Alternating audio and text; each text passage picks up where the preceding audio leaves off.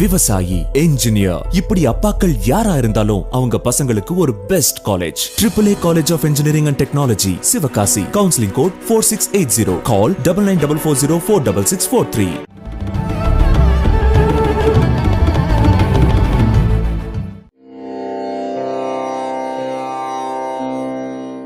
திருக்குறள் அதிகாரம் தவம். குறள் எண் 262. தவமும் தவமுடையார்க்காகும், அவமதனை அஃதிலார் மேற்கொள்வது.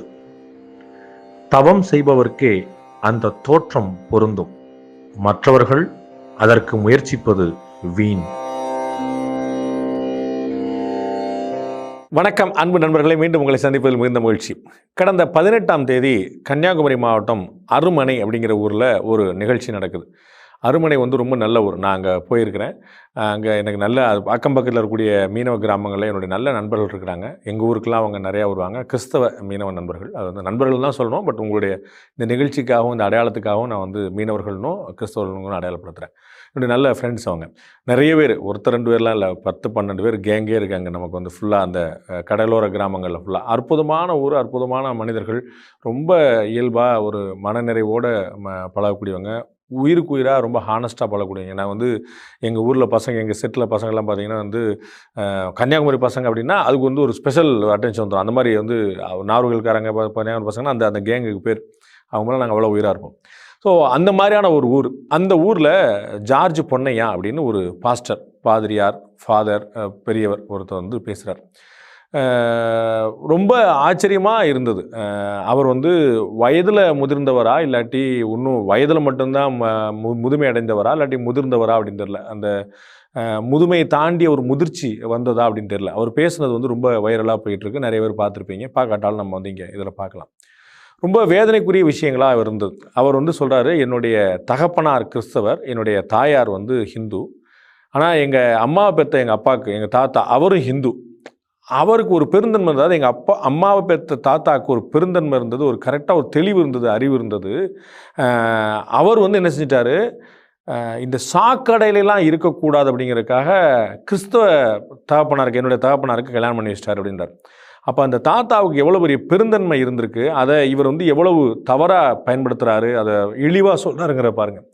கிறிஸ்தவரோ இந்துவோ நல்ல பையன்ப்பா, நல்ல பையனை கட்டி கொடுப்போம் அப்படிங்கிற ஒரு பெருந்தன்மை ஹிந்து தாத்தாவுக்கு இருந்திருக்கு. அவருடைய தாத்தா ஒரு ஆச்சரியமான விஷயத்தை செய்திருக்கிறார். அது அந்த ஊரில் நீங்கள் பார்த்தீங்கன்னா கன்னியாகுமரி, நாகர்கோயிலில், திருநெல்வேலியில் நிறையா நடக்கும். அது ஒரு குடும்பத்திலேயே கிறிஸ்தவர்களும் இருப்பாங்க, ப்ராக்டிசிங் கிறிஸ்டியன்ஸ் இருப்பாங்க, ஒரு குடும்பத்திலேயே ப்ராக்டிசிங் ஹிந்துஸ் இருப்பாங்க. அவர்களுக்கு சர்டிஃபிகேட் மாற்றி மாற்றி போட்டுவாங்க. நிறைய கிறிஸ்டியன்ஸ் சர்டிஃபிகேட்டில் ஹிந்துன்னு போட்டுப்பாங்க, ஆனால் ஒரிஜினலாக கிறிஸ்டியன்ஸாக இருப்பாங்க. அது ரொம்ப வழக்கம். அண்ணன் கிறிஸ்டியனு, அக்கா ஹிந்து, அந்த மாதிரி நிறையா இருக்கும். மாப்பிள்ளை ஹிந்து, பொண்ணு கிறிஸ்டியன், இந்த மாதிரி நிறைய நடக்கும். அங்கே அது அந்த கொண்டு கொடுத்து எடுக்கிறது ரொம்ப வழக்கமாக இருக்குது. அப்புறம் 90% பார்த்தீங்கன்னா அந்த ஹிந்து குடும்பத்திலேருந்து போகிறவங்க, அது பையனோ பொண்ணோ, அது ஹிந்து குடும்பத்தில் போகிறவங்க கிறிஸ்துவராக மாறிடுவாங்க. ஸோ இந்த ஹிந்து கிறிஸ்டியன் திருமணம் பெரும்பாலான கிறிஸ்தவருடைய எண்ணிக்கை அதிகரிச்சுட்டே போகிறது தான் வழிவகுக்குமே தவிர, அங்கே கிறிஸ்டியன்லேருந்து ஒருத்தர் ஹிந்துவாக மாறிட்டார், ப்ராக்டிசிங் ஹிந்து ஆகிட்டாருங்கிறது 100-10 இருக்கலாம். ஸோ ஒரு திருமணங்கள் 100 திருமணங்கள் நடக்குன்னா 90 திருமணங்கள் ஹிந்துக்கள் கிறிஸ்தவர்களாக மாறக்கூடிய திருமணம் நடக்கும். 10 திருமணங்கள் அரிதரும் அரிதாக கிறிஸ்தவர்கள் ஹிந்துவாக இருக்கிறதா மாறலாம். அது 2-3 ஜென்ரேஷன் கூட மாறலாம். இதுதான் அங்கே உள்ள ரேஷியோ. பட் எல்லா குடும்பத்திலையும் இந்த மாதிரி இருக்கும். அந்த மாதிரி தான் திரு ஜார்ஜ் பொன்னையாவுடைய தாத்தா பண்ணியிருக்கிறாரு. தன்னுடைய ஹிந்து பொண்ணை ஒரு கிறிஸ்தவ சகோதரருக்கு கல்யாணம் பண்ணி கொடுத்துருக்கிறார். அப்போ அப்படிப்பட்ட குடும்பத்தில் இருந்தவர் அவர் பேசுகிற பேச்சுக்கள் ரொம்ப ஆச்சரியமாக இருந்தது. இந்த சாக்கடையில் இருக்கக்கூடாதுங்கிறக்காக வெளியே அனுப்பி விட்டார் அப்படின்னு சொல்கிறார். அப்போ ஹிந்து மதத்தை சாக்கடை என்று வர்ணிக்கக்கூடிய துணிச்சல் இவருக்கு யார் கொடுத்ததுங்கிற கேள்வி வருது. இது எப்படி சாத்தியமானதுங்கிற கேள்வி. அவருக்கு பைபிள் படித்து இயேசுநாதருடைய அறிவுரைகளை கேட்டு அந்த மதம் பரப்பிய அமைதி தொடர்பான விஷயங்களை கேள்விப்பட்டு அவருடைய மூத்தவர்கள் முன்னோடிகள்லாம் கொடுத்ததை வச்சுட்டு அவருக்கு எவ்வளவு சாந்தியும் சமாதானமும் அமைதியும் அன்பும் எவ்வளவு தூரம் வந்திருக்கணும். ஆனால் அவர் என்ன மாதிரி சொல்கிறாருன்னா, ஒரு மதத்தை பார்த்து சாக்கடையில் இருக்க வேண்டாம் அப்படிங்கிற வார்த்தையை பயன்படுத்துகிறார். அடுத்து சட்டை இல்லாமல் கோயிலுக்கு போகிறத பற்றி பேசி அதை கேலி பண்ணி ஒரு விமர்சனம் பண்ணி அசிங்கப்படுத்துகிறார். சட்டை இல்லாமல் போயிட்டு இருக்கிறவனுக்கு நாங்கள் தானேப்பா கோட்டு சூட்டு போட சொல்லி கொடுத்தோம், எங்களுடைய மிஷினரிகள் தானே உங்களுக்கு கோட்டு சூட்டு போடவே சொல்லி கொடுத்தாங்க, நீ சட்டை இல்லாமல் கிறுக்க மாதிரி போகிற, நம்ம சர்ச்சுக்கு யாராவது சட்டை இல்லாமல் வந்தால் கிறுக்க வந்திருக்கான்னு நினைப்போம் நம்ம அப்படின்னு சொல்லி சொல்கிறார். அப்போ சட்டை இல்லாமல் இருக்கக்கூடிய விவசாயிகளை, தொழிலாளிகளை, ஏழைகளை, மகாத்மா காந்தியை, இந்தியாவுடைய தட்பவெப்பம் கருதி வெப்பம் கருதி சட்டை இல்லாமல் இருக்கிறவர்கள் இவர்கள் அத்தனை பேரையும் இழிவுபடுத்துகிறார் திரு ஜார்ஜ் பண்ணையா. இது வந்து சட்டை இல்லாமல் போகிறது வந்து கோயிலுக்கு போகிறது மட்டுமே இல்லை, சட்டை இல்லாமல் போகிறதே இழிவுபடுத்துறாரு. அதை நம்ம நல்லா பார்த்துக்கணும். ஸோ கோயிலுக்கு போகிறது மட்டுமே சொல்லவர், சட்டை இல்லாமல் தெரிஞ்சவன் தானப்பா நீலாம், நான் தானப்பா அவனுக்கு கோட் சூட் போட சொல்லி கொடுத்தேன், எங்களுடைய மிஷினில் தான் செஞ்சதுன்னு சொல்லி சொல்லும் போதே சட்டை இல்லாமல் இருக்குது கிறுக்குத்தனம் அப்படிங்கிற சென்ஸ். அப்போ விவசாயிகள், தொழிலாளர்கள், ஏழைகள், கோயிலுக்கு போகிறவங்க மட்டும் இல்லாமல் மகாத்மா காந்தி உள்பட இத்தனை பேருமே சட்டை இல்லாமல் இருந்திருக்கிறாங்களே, நம்முடைய அடையாளமாக இருந்திருக்காங்க. அப்போ அத்தனை பேருமே ஒத்தவரில் இழிவுபடுத்துறதா அவர் சொல்லிக் கொடுத்துருக்கான்னு பார்க்கணும். செருப்பு இல்லாமல் போகிறது வந்து திரு சட்டமன்ற பாஜக சட்டமன்ற உறுப்பினர் காந்தி பற்றி பேசும்போது சொல்றாரு, அவர் செருப்பு இல்லாமல் நடப்பாருன்னா பூமி தாய் மேலே தன்னுடைய கால் செருப்பு பாதம் தான் படணுமே தவிர செருப்பு படக்கூடாதுன்னு அவருடைய எண்ணத்தை அவர் செஞ்சிருக்கிறார். காந்தி செருப்பு போட மாட்டார், ஏன்னா பூமாதேவியே செருப்பு இல்லாத செருப்பு போட்டு மிதிக்க மாட்டாங்க. பாரத் மாதாக்கு மேல சவுட்டு பெற்றக்கூடாது செருப்பு. நம்ம ஷூ போடுறோம் எதுக்கு? பாரத் மாதா கிட்ட உள்ள அசிங்கியா நம்ம கிட்ட தொத்திடக்கூடாதுன்னு நம்ம செருப்பு போடுறோம். தேவியால நமக்கு சொறி சிறங்கெல்லாம் வந்துடக்கூடாதுன்னு சொல்லி தமிழக அரசு இலவச செருப்பை கொடுத்துட்டு, இந்த பூமாதேவி ரொம்ப டேஞ்சரஸ் ஆளு, சொறி பிடிக்கும், சிறங்கு பிடிக்கும், அதனால ஒரு செருப்பு போட்டு அதை இழிவுபடுத்தி பேசும்போது எவ்வளவு விஷயங்கள், பாரத மாதாவை இழிவுபடுத்துகிறார், பூமி தாவை இழிவுபடுத்துகிறார். வந்து செருப்பு இல்லாமல் போற அவருடைய நோக்கம் நல்லா இருக்கு. உங்களுக்கு வேண்டாம் நீங்க ஷூ போட்டு போங்க, நாங்கெல்லாம் ஷூ போட்டு போறோம். திரு ஜார்ஜ் பண்ணையா சொல்றாரு, ஷூ போட்டு போறோம். எதனால போறோம்னு, பாரத மாதாவின் அசிங்கம் எங்க மேல பற்றக்கூடாது, பூமாதேவியால எங்களுக்கு சொறி சிறங்கு வந்துடக்கூடாது. இது எப்படிப்பட்ட வார்த்தைகள் பாருங்க. அவர் ஒருத்தர் செருப்பு இல்லாமல் போறாருன்னா அவர் போறாரு, போகாமல் போறாரு, உங்களுக்கு பிடிச்சிருந்தா போடுங்க, முடிஞ்சு வச்சுக்காது. ஆனா அவர் வந்து பாரத மாதாவின் அசிங்கம், அவர் பயன்படுத்துற வார்த்தையை பாருங்க, பாரத மாதாவுடைய அசிங்கம் எங்க மேல பற்றக்கூடாது, பூமாதேவியினால சொறி சிறங்கு எங்களுக்கு வந்துடக்கூடாது. இதுல என்ன விஷயங்கள்லாம் எப்படிலாம் சொல்றாரு பாருங்க.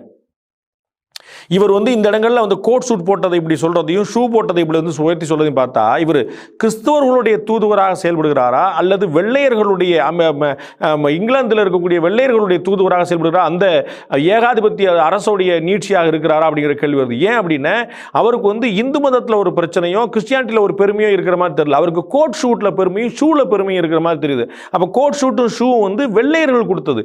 அப்ப வெள்ளையர்கள் அத்தனை பேருமே கிறிஸ்தவர்கள் அல்ல, கிறிஸ்தவர்கள் அத்தனை பேருமே வெள்ளையர்கள் அல்ல. அப்ப இவர் கிறிஸ்துவத்தை பரப்புகிறாரா அல்லது வெள்ளையர்களுடைய குணாதிசயத்தை பரப்புகிறாரா அப்படிங்கிற கேள்வி வருது. அப்ப கற்பினத்தவர்கள் யாராவது வந்து இருந்தாங்கன்னா அவங்க எல்லாம் ரொம்ப இழிவா பேசுவார் போல. அப்ப அந்த அந்த அந்த இனப்பாகுபாடு, இந்த நிறவெறி இது உள்ளேயே ஊட்டப்பட்டிருக்கு. அப்ப அந்த உள்ள ஊட்டப்பட்டிருக்கிறது வந்து மதத்தினால ஊட்டப்பட்டிருக்குதா அல்லது வெள்ளையர்களால் ஊட்டப்பட்டிருக்கா அல்லது திரு ஜார்ஜ் பொன்னையா மட்டும்தான் அப்படி மாறி இருக்கிறாரா அப்படிங்கிற ஒரு கேள்வி வருது. சாக்கடையில் இருக்கிறது அப்படின்னு சொல்லி சொல்றாரு, அவர் வந்து கோட் ஷூட் போடணும்னு சொல்றாரு. எப்படி போயிட்டு இருக்கோம் பாரு. அப்புறம் பாத்தீங்கன்னா நாங்க வந்து இந்து மதத்திலே இருந்திருந்தோம்னு எங்கேயாவது மணி அடித்து கொண்டு இருந்திருப்போம், எங்கேயாவது கோயில மணி அடிச்சுக்கிட்டு இருப்போம் நாங்க அப்படின்றார்.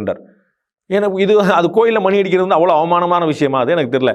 கிறிஸ்தவர்கள் மணி அடித்து அவர் பார்த்ததே இல்லையா, சர்ச்சில் மணி அடித்து பார்த்ததே இல்லையா, சர்ச்சில் தூபம் போட்டு பார்த்ததே இல்லையா, அந்த கோயிலில் பூசை நடக்கிறதுனா எல்லாருமே சொல்லுவாங்க. இன்னைக்கும் கூட இந்து மத வழக்கப்படியே இருக்கக்கூடிய பொங்கல் வைக்கிறது, இந்து மத வழக்கப்படியே இருக்கக்கூடிய துவஜஸ்தம்பம் அது கொடிக்கம்பம் வைக்கிறது, இந்து மத வழக்கப்படியே இருக்கக்கூடிய திருவிழாக்களுக்கான கொடியேற்றம், நம்ம வந்து பனிமய மாதா கோயிலில் கொடியேற்றம் நடக்கும். இது வந்து இந்தியாவில் வேற எங்கே நடக்குது, உலகத்தில் வேற எங்கே கொடியேற்றம் நடக்குன்னு பாருங்க. தமிழ்நாட்டில் தான் அந்த கொடியேற்றம் நடக்குது. ஏன்னா இந்து மதத்தில் வந்து வழக்கம் இது, இந்த கோயிலில் ஒரு கொடை அப்படின்னா கொடியேற்றுவாங்க.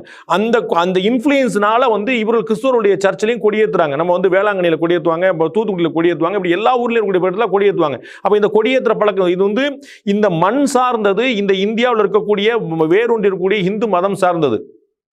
தர்கா அப்படிங்கிறது இஸ்லாத்தில் சொல்லுவாங்க. இது வந்து மேற்கத்திய நாடுகளிலே வேற எங்கேயாவது இருக்குதான் பாருங்க. இது இந்தியாவில் இருக்குது, ஆசியாவில் இருக்குது. இந்த பக்கம் தான் தர்காங்கிறது இந்த மண்ணோட சேர்ந்த வழக்கம். நம்ம இந்த சமாதி வைக்கிறது வந்து அவங்கள முன்னோர்களை வந்து வழிபடுறது வந்து நம்முடைய வழக்கம், இந்து மதத்தோட வழக்கம், இந்த மண்ணோடைய வழக்கம். அதோட நீட்சியாக முஸ்லீம்களாக மாறினாலும் அவரோட தர்கா வச்சு நாகூர் தர்காலாம் பார்த்தீங்கன்னா அது நம்முடைய மெத்தடாலஜி இங்கே இருக்கக்கூடியது. அதனால தான் அங்கே வந்து அங்கே வைக்கக்கூடாதுன்னு சொல்லிட்டு இந்த வகாபிசம் பேசக்கூடிய இந்த ரொம்ப ஒரு ஆத்திகமான முஸ்லீம்கள் வந்து இந்த மாதிரி தான் வைக்கக்கூடாது சொல்லுவாங்க. அது வந்து ஷிர்க் வைக்கிறதுன்னு சொல்லி சொல்லுவாங்க, அது இணை வைத்தல்னு சொல்லுவாங்க, அவங்க எல்லாம் கும்பிடக்கூடாதுன்னு சொல்லி சொல்லுவாங்க.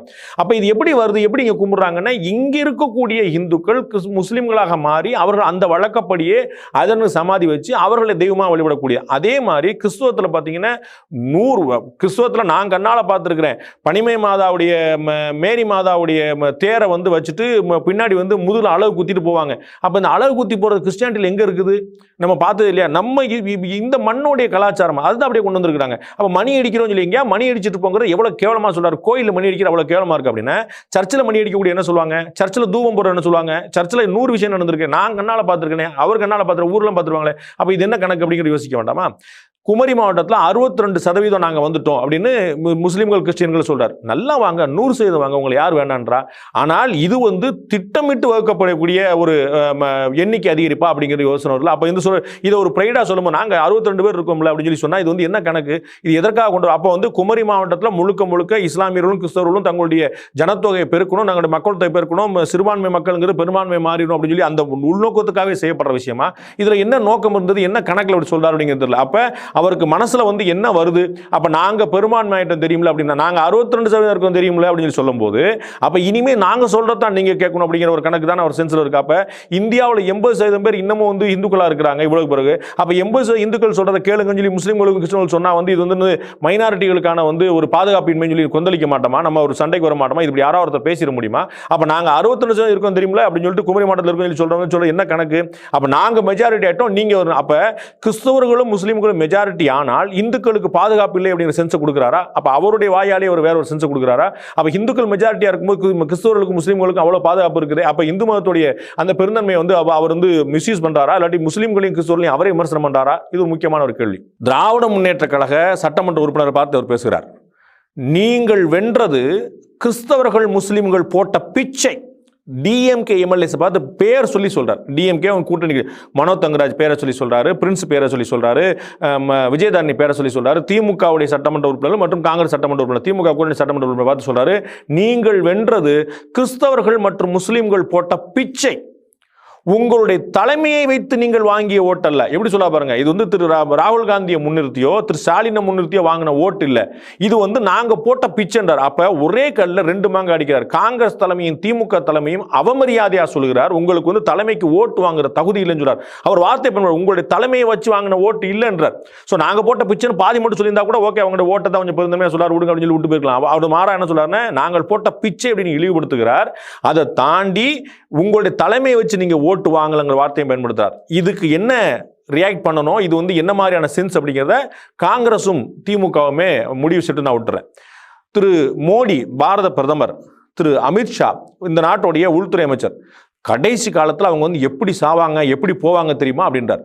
நாய் நரி சாப்பிடும், அவங்களுடைய கடைசி காலம் வந்து அவ்வளோ மோசமாக இருக்குன்றார். இது என்ன, இது வந்து ஒரு சாபமா? இவர் வந்து ஒரு ஞானியா? இவர் வந்து ஒரு ரிஷியா?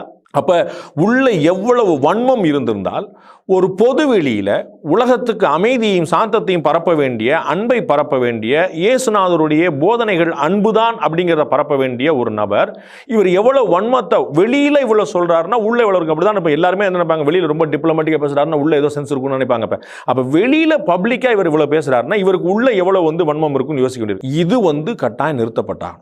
இது வந்து நாட்டுடைய அமைதிக்கு நல்லதில்லை, நாட்டுடைய வளர்ச்சிக்கு நல்லதில்லை, நாட்டுடைய வளத்துக்கு நல்லதில்லை. இது போன்ற சென்ஸ்கள் வரவே கூடாது. இது வந்து இந்தியா ஒரு புண்ணிய பூமி, ஒரு அமைதியான பூமி, உலகத்திலேயே அதிகமான முஸ்லீம்கள் இருக்கக்கூடிய 2வது நாடு இந்தியா. அப்போ அவ்வளோ பெரிய இடத்துல இருக்கக்கூடிய எவ்வளோ இணக்கமாக போயிட்டு இருக்கு, எவ்வளோ சுமூகமாக போயிட்டு இருக்கு, எவ்வளோ சந்தோஷமாக போயிட்டு இருக்கு. அப்போ கிறிஸ்தவர்கள் இங்கே வந்து எவ்வளோ இருக்கிறாங்கன்னு கணக்கே சொல்ல முடியாது. கிறிஸ்தவர்களாக கன்வெர்ட் ஆன கிறிஸ்தவர்கள் இருக்கிறாங்க, ஹிந்துவாவே வந்து கணக்கில் இருந்துட்டு தொடரக்கூடிய கிறிஸ்தவர்கள் இருக்காங்க, நிறைய பேர் இருக்காங்க. அப்படி எல்லாருமே இணக்கமாக ஒரு தாய் மக்களாக மாமா மச்சனாக திரு ஜார்ஜ் பொன்னையா அவர்களே குறிப்பிட்டது போல திருமணம் செய்வதற்கான உறவுகளோடு இருக்கக்கூடிய இடத்துல வந்து இந்து திருமண வீட்டில் இருந்து கிறிஸ்தவங்களுக்கு பொண்ணு எடுக்கிறது, கிறிஸ்தவ வீட்டில் இருந்து இந்துக்கு பையன் எடுக்கிறது, அப்படிப்பட்ட இருக்கக்கூடிய இடத்துல இதை வேற இருப்பதற்காக, வெறுப்பை விதைப்பதற்காக நாங்கள் மெஜாரிட்டி ஆவோம், நாங்கள் மெஜாரிட்டி ஆனால் என்ன செய்வோம் அப்படிங்கிற மாதிரியான பல விஷயங்களை முன்னிறுத்தி இவர் வந்து நிச்சயமாக திரு ஜார்ஜ் பொன்னையா போன்றவர்கள் விஷ விதையை விதைக்கிறார்கள். இந்த விஷ விதைகள் விருட்சமாக மரமாக மாறினால் நாட்டுக்கு நல்லதில்லை, நமக்கு நல்லது, யாருக்கு நல்லதில்லை. நிச்சயமாக இவர்களுக்கு பாடம் கற்பிக்க வேண்டும், மாற்று கருத்துல. அந்த பாடம் கற்பிக்கிறது வழக்கு தொடர்வது அல்ல. வழக்கு தொடரலாம் செல்லாது. 10 விசா போடுங்க, நீங்க டெஃபமேஷன் போடுங்க, என் மன உணர்வு புண்பட்டதுன்னு போடுங்க, போலீஸ் கம்ப்ளைண்ட் கொடுங்க, அதெல்லாம் நடக்க போறதில்ல. போலீஸ்ல கம்ப்ளைண்ட் பண்ணுவாங்க, எஃப்ஐஆர் போடுவாங்க, கோர்ட்ல கேஸ் நடக்கும், எல்லாம் நடக்கும். கடைசியில் வந்து பாத்தீங்கன்னா ஒன்றும் நிரூபிக்க முடியலன்னு போட்டு வெளியே வந்துடும். அப்ப அது இன்னமும் கூட அவர்களுக்கு வந்து இன்னும் பேசுறாங்கன்னா இதை மாற்றி இவர்களை புறக்கணிக்க வேண்டும். அதுதான் பாடம் கற்பிக்கிறது. பாடம் கற்பிக்கிறது இவர்களை தண்டிப்பதோ கண்டிப்பதோ இல்லை. இவர்களுக்கு வந்து பாடம் கற்பிப்பது என்ன, இவர்களை புறக்கணிக்க வேண்டும். இந்த மாதிரி விஷயத்தை கிறிஸ்தவம் சொல்லி தரலப்பா, நீ ஒரு நல்ல கிறிஸ்தவம் கிடையாதுப்பா அப்படின்னு கிறிஸ்தவர்களே புறக்கணிக்க வேண்டும். இது போன்ற மதத்துக்கு எதிராக நீ பரப்புற, அடுத்த மதத்தோட நீ வன்மத்தை பரப்புற, ரொம்ப வேதனைக்குரிய விஷயம். திரு ஜார்ஜ் பொன்னையா அப்படி பேசிட்டு இருந்தது மட்டும் இல்லாமல் எதிர வந்து நூற்றுக்கணக்கானவர் கைதட்டிட்டு இருக்காங்க. அவர் எதிரான கருத்துக்களை பரவும், அது கண்கூடாக தெரிகிறது. அப்படி தெரிஞ்சுக்கிட்டு அது வந்து பயங்கர ஹாப்பியா வந்து கைதட்டிட்டு இருக்காங்கன்னா இது இந்த மாதிரியான விஷயம் இல்லை. அப்ப கட்டாயமாக இந்துக்கள் புறக்கணிக்க வேண்டும், கட்டாயமாக நடுநிலையாளர்கள் புறக்கணிக்க வேண்டும், கட்டாயமாக சிறுபான்மை பிரிவில் இருக்கக்கூடிய முஸ்லீம்களும் கிறிஸ்தவர்களும் கட்டாயம் புறக்கணி, அவர்கள் எல்லாரும் புறக்கணித்து இது போன்ற விஷயத்தை எங்களுடைய மதம் பரப்பவில்லை, உங்களை போன்றவர்களால் எங்களுக்கு மட்டுமல்ல எங்களுடைய மதத்துக்கும் இயேசுநாதருடைய போதனைகளுக்கும் சேர்த்து மாதாவுடைய போதனைகளுக்கும் சேர்த்தே ஒரு பெரிய சிக்கல் ஏற்படும், பெரிய சவால் ஏற்படும், அதனால நாங்கள் உங்களை ஏற்க மாட்டோம் என்கிற நிலைமை அவர்கள் ஏற்படுத்தினால்தான் அந்த சபைகளின் மீதான மரியாதை கூடும். இது போன்ற விஷயங்கள் நிச்சயமாக முற்றுப்புள்ளி வைக்கப்பட வேண்டும். யாரால், எப்போது, பொறுத்து வந்து பார்ப்போம். மீண்டும் இன்னொரு நிகழ்ச்சி சந்திப்போம். அதுவரை நன்றி, வணக்கம்.